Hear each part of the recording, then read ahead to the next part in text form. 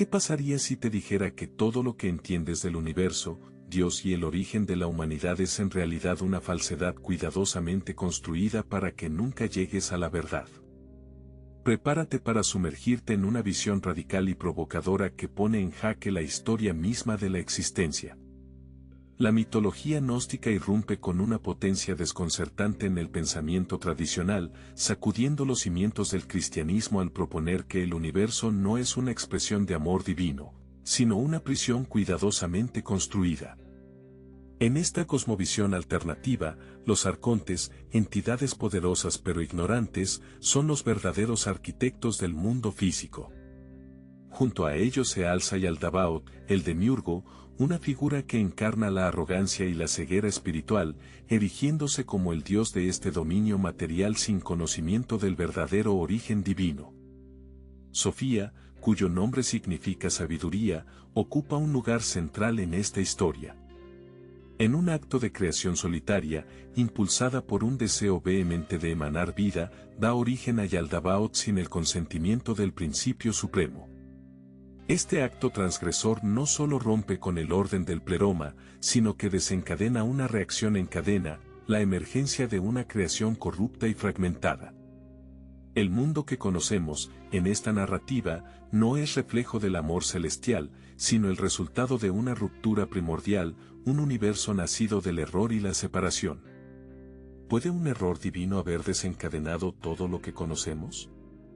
Los arcontes, como vigilantes implacables de esta creación defectuosa, se erigen en los verdaderos carceleros del alma humana. No son simplemente figuras decorativas del imaginario gnóstico, sino fuerzas activas que operan con el propósito de mantenernos alejados de nuestra verdadera esencia. Según los gnósticos, su función principal es la de velar por la perpetuación del olvido, sumiéndonos en la ignorancia a través de un ciclo interminable de reencarnaciones. Cada nuevo nacimiento en el mundo físico refuerza el velo del engaño, borrando toda memoria de nuestro origen divino y nuestra misión espiritual. Esta visión no solo subvierte los relatos clásicos del Génesis, sino que transforma completamente la percepción de lo divino. La idea de un Dios único y amoroso se ve reemplazada por la imagen de una fuerza usurpadora, que no crea con amor, sino por error y soberbia. En este marco, el universo se presenta como una construcción meticulosa cuyo objetivo no es la iluminación del ser, sino su confinamiento en la materia. Sumergirse en esta narrativa es abrazar una teología que no busca consuelo, sino verdad. Una teología que confronta al creyente con una cruda posibilidad, que la salvación no proviene de la obediencia ciega, sino de la insurrección del espíritu contra el falso orden impuesto. La búsqueda de la verdad, en este contexto, no es una simple inquietud filosófica, sino un acto de rebelión sagrada contra los poderes que dominan el cosmos físico. ¿Y si el conocimiento prohibido fuera nuestra única salvación? El gnosticismo no concibe al ser humano como una criatura cuidadosamente diseñada por una deidad amorosa, sino como el resultado inesperado de un conflicto celestial. En esta visión, el hombre es un accidente cósmico, un ser moldeado torpemente por arcontes ignorantes y un demiurgo soberbio. Sin embargo, este ser aparentemente defectuoso guarda en su interior una joya invaluable, una chispa de la divinidad auténtica, una emanación del pleroma que sobrevivió al caos de la creación. Esa chispa divina es el fragmento de eternidad que conecta al ser humano con su verdadero origen, más allá de los límites de la materia.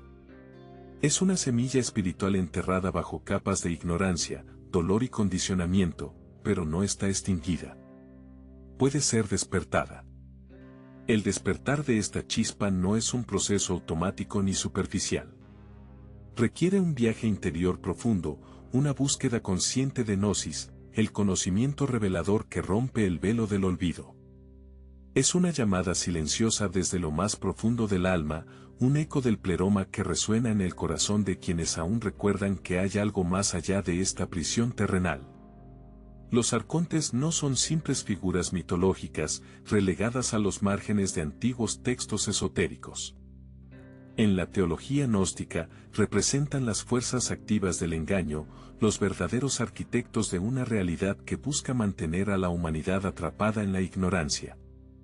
Estos seres, lejos de ser meros símbolos, operan como engranajes conscientes del diseño del mundo material, instaurando un orden que perpetúa la separación del alma respecto al pleroma.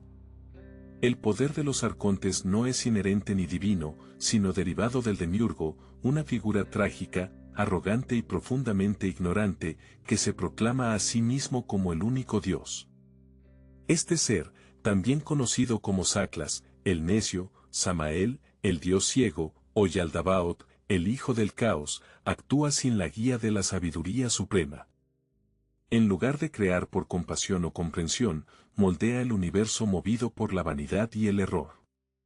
A diferencia del demiurgo platónico, que intenta replicar el orden perfecto de las ideas eternas, el demiurgo gnóstico fabrica una copia distorsionada y corrupta, una sombra del verdadero reino espiritual, donde cada aspecto del cosmos material es una trampa que aleja al alma de su origen divino.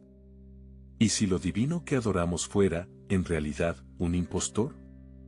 Los arcontes actúan como agentes diligentes de este Dios falso, operando como engranajes conscientes en una maquinaria diseñada para mantener al ser humano bajo control. Su influencia es vasta y sutil, controlan no solo la materia, sino también el tiempo y las emociones humanas. Como si fueran titiriteros cósmicos, manipulan los hilos invisibles que determinan nuestras pasiones, miedos, deseos y percepciones. En la tradición gnóstica, se identifican 7 arcontes principales, cada uno vinculado a uno de los cuerpos celestes visibles desde la Tierra, Sol, Luna, Mercurio, Venus, Marte, Júpiter y Saturno, y a los días de la semana. Este modelo refleja una cosmovisión geocéntrica profundamente simbólica, en la que el cosmos material actúa como una prisión astral. Cada arconte representa una fuerza específica que somete al alma humana a condiciones que refuerzan su separación del pleroma. Algunos gobiernan sobre la lujuria, otros sobre el miedo, la ira, la ambición o el orgullo. Así, el ser humano es encadenado mediante patrones emocionales y mentales que, aunque parecen surgir del interior, son en realidad impuestos desde lo alto por estas entidades celestiales.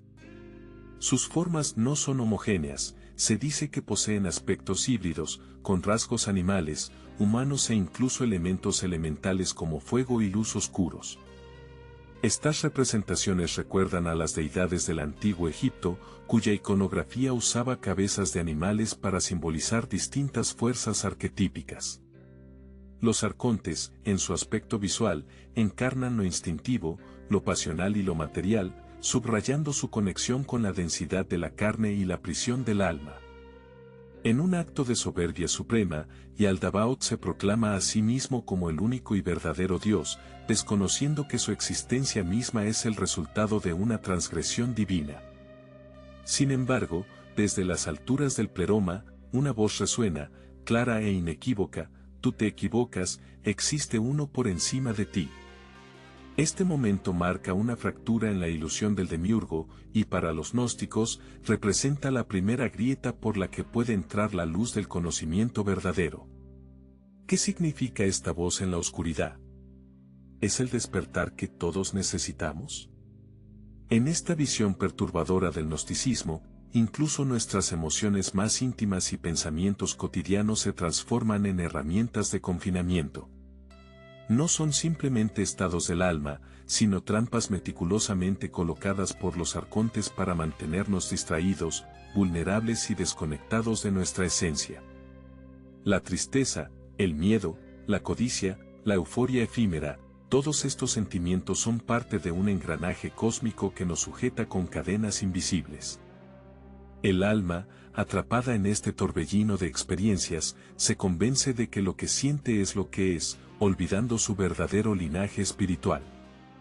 La ignorancia, entonces, no es simplemente la ausencia de conocimiento, sino una prisión activa, una niebla densa que cubre la memoria ancestral de nuestro origen. Es la más poderosa de las barreras porque no se percibe como tal, opera en silencio, borrando el recuerdo de lo eterno. Sin embargo, existe una salida, la gnosis. Este conocimiento espiritual no es meramente intelectual, es vivencial, transformador, revelador. Es una llama que ilumina desde dentro y disipa la oscuridad construida por los arcontes. Solo a través de la gnosis es posible romper las cadenas, despejar el velo y comenzar el verdadero viaje de retorno hacia la divinidad perdida. Eva, en este relato gnóstico, no es una figura secundaria ni una extensión del hombre. Es una manifestación autónoma de la sabiduría divina, una emanación del conocimiento que trasciende la carne y la jerarquía patriarcal. Representa la lucidez que penetra las sombras del engaño impuesto por los arcontes. Lejos de ser una compañera subordinada, Eva actúa como guía espiritual, portadora de una luz interna que desafía el statu quo cósmico. En esta narrativa alternativa, la redención no se obtiene a través de la obediencia ciega ni del sometimiento a dogmas impuestos. Se alcanza mediante el despertar de la conciencia, la comprensión profunda del verdadero cautiverio espiritual al que está sujeta el alma humana. Eva encarna esa rebelión iluminada, no es la causante de la caída, como suele ser retratada en versiones ortodoxas, sino la primera en intuir que hay algo más allá del jardín dorado, algo que solo puede revelarse a través del conocimiento interior. ¿Podría Eva ser la verdadera portadora de la luz? La historia de Norea, hija de Adán y Eva, se presenta como un episodio revelador dentro del drama cósmico gnóstico. Su enfrentamiento con los arcontes no es solo una lucha por la supervivencia, sino una representación arquetípica de la resistencia del alma ante los opresores cósmicos. Cuando estas entidades intentan someterla mediante la violencia y la intimidación, Norea no cede al miedo ni a la sumisión. En lugar de ello, canaliza una fuerza ancestral latente en su interior, elevando una súplica espiritual que trasciende los planos visibles de la existencia. Esa súplica convoca la presencia del ángel Elelet, una entidad de alto rango espiritual proveniente del pleroma.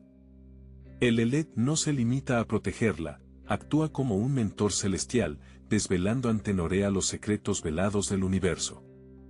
Le muestra cómo los arcontes han construido un cosmos ilusorio para aprisionar a las almas, y cómo la verdadera liberación solo puede alcanzarse a través del conocimiento y la conexión con lo eterno. A través de esta revelación, Norea inicia su despertar, no solo como individuo, sino como símbolo de todas las almas que buscan reconectar con su esencia divina. ¿Cuántos de nosotros hemos sentido ese llamado interior sin saber interpretarlo? Este momento se erige como un poderoso símbolo de que la liberación individual no solo es posible, sino necesaria frente al entramado opresivo que los arcontes han impuesto. Norea no es una víctima pasiva, sino una figura de transformación. Su resistencia no se limita a un acto de defensa, sino que representa el inicio de un proceso espiritual profundo, donde la conciencia se eleva por encima de las fuerzas que intentan someterla. Ella no solo sobrevive, asciende, se ilumina y marca el camino para las almas que buscan emanciparse del dominio ilusorio del cosmos material. En este contexto, Eva y Norea adquieren una dimensión trascendental. No son simplemente personajes míticos, sino arquetipos vivientes de sabiduría encarnada y rebelión sagrada. Ambas desafían la narrativa impuesta por los arquitectos del olvido. Su legado es el de encender la chispa dormida en cada alma, recordándonos que el conocimiento, la gnosis, es la llave para romper los barrotes invisibles de nuestra prisión existencial. Juntas, encarnan la esperanza de redención y la certeza de que incluso dentro del sistema más opresor, existe un camino hacia la luz. ¿Qué papel juega el femenino divino en esta narrativa de rebelión y esperanza? A medida que profundizamos en la cosmovisión gnóstica, se revela un conflicto de magnitudes cósmicas que trasciende cualquier dualidad moral simplista. La lucha que se despliega no es simplemente entre lo humano y lo divino, sino entre estructuras enteras de realidad. El pleroma, ese reino de luz incandescente y sabiduría absoluta, no comparte ni un ápice con el cosmos material, una creación fallida y fragmentaria. Esta distinción no es solo espacial, sino profundamente ontológica, es la diferencia entre lo eterno y lo perecedero, entre lo verdadero y lo ilusorio, entre el recuerdo y el olvido primordial. En este escenario de batalla metafísica, los arcontes emergen no como villanos caricaturescos, sino como instrumentos de una ignorancia primordial. Su hostilidad no proviene de la crueldad, sino del miedo, el miedo a lo que no comprenden, a la luz que revela su propia insuficiencia. Incapaces de concebir el pleroma, temen cualquier señal que indique su existencia. Por eso vigilan, controlan y reprimen. No desean aniquilar la chispa divina por malicia, sino porque su mera presencia amenaza con desestabilizar el andamiaje entero de su falso universo.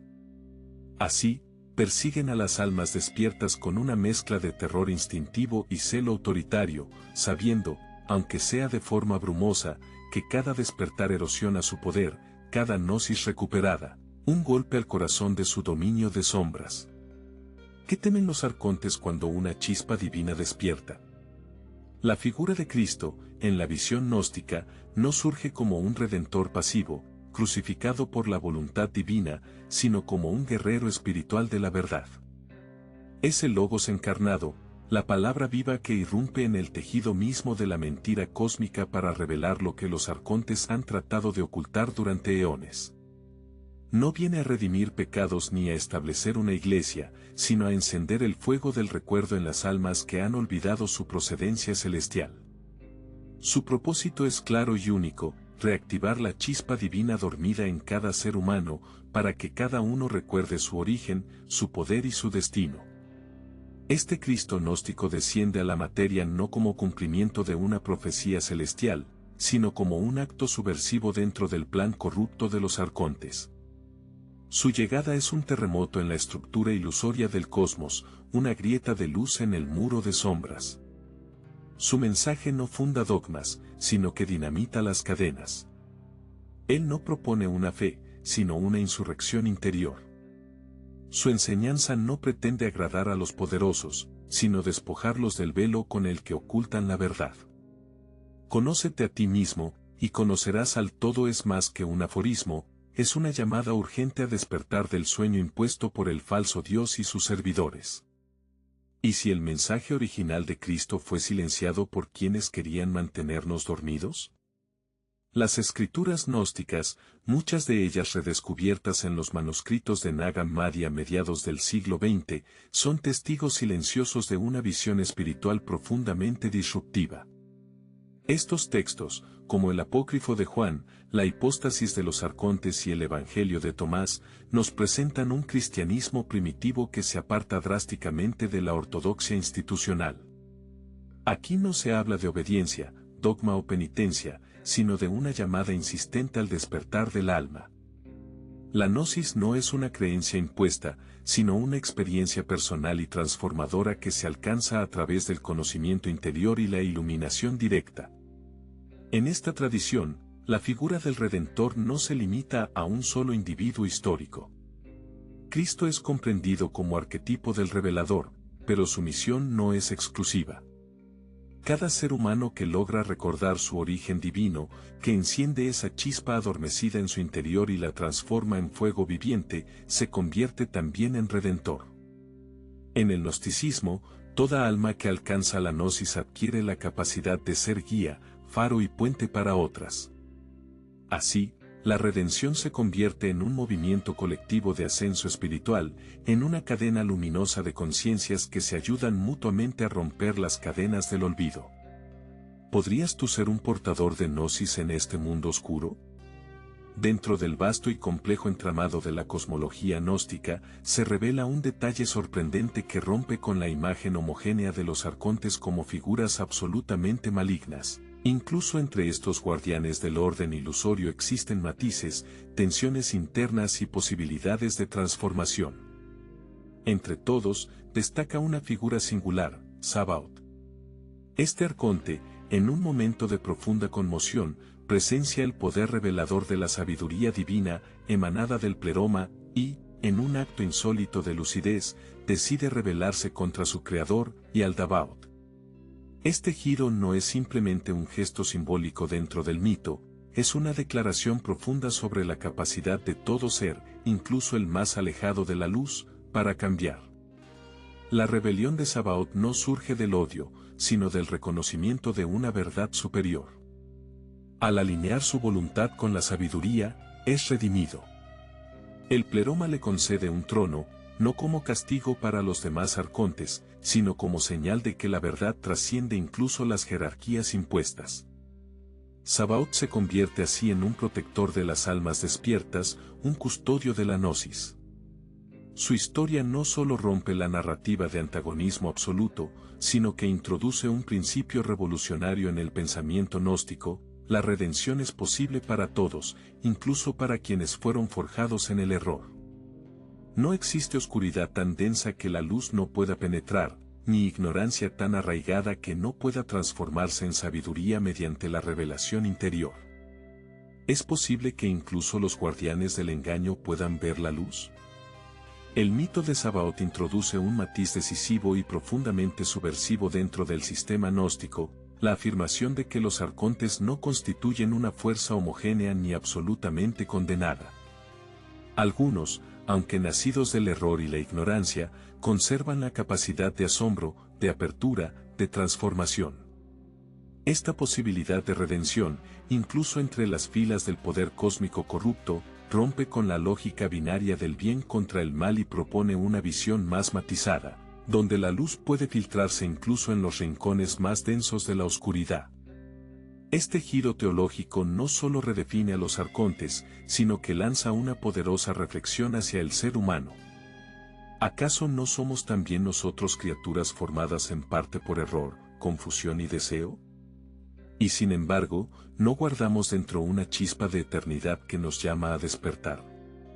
El acto de Sabaoth funciona como espejo y como promesa: si incluso un arconte puede rebelarse contra la tiranía del demiurgo y girar hacia la luz, entonces nosotros, sumidos en nuestras propias prisiones mentales y espirituales, también podemos iniciar ese mismo movimiento hacia lo alto.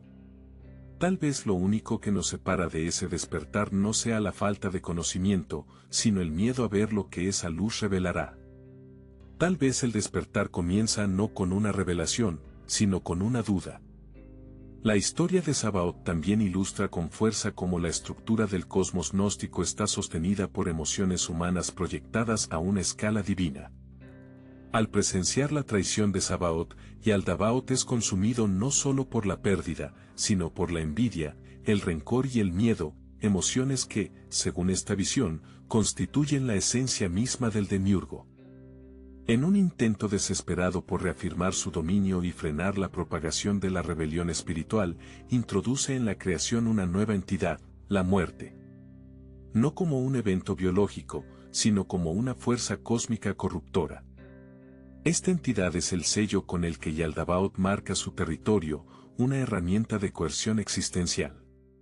La muerte se convierte en límite, en frontera artificial que clausura la memoria del alma y refuerza la ilusión de que todo tiene un final. Es el último velo que impide al ser humano reconocer su verdadera naturaleza eterna. Desde esta perspectiva, la muerte no es una condición natural ni un destino, sino una estrategia para mantenernos esclavizados a lo perecedero.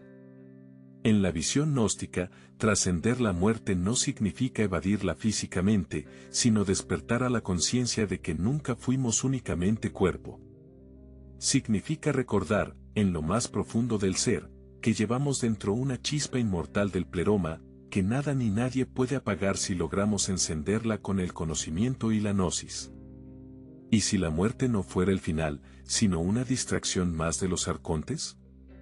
El viaje gnóstico hacia la liberación no termina con la comprensión de la prisión cósmica ni con el reconocimiento de la chispa divina. El conocimiento, para ser redentor, debe traducirse en acción espiritual. Es un sendero de transformación interior que exige compromiso, valentía y sobre todo, discernimiento.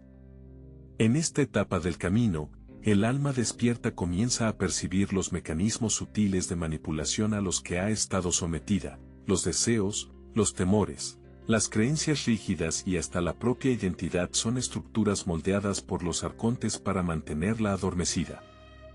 Solo a través del autoconocimiento radical, la introspección y la vigilancia interior, puede el alma romper definitivamente estas ataduras. ¿Hasta qué punto tus pensamientos te pertenecen realmente?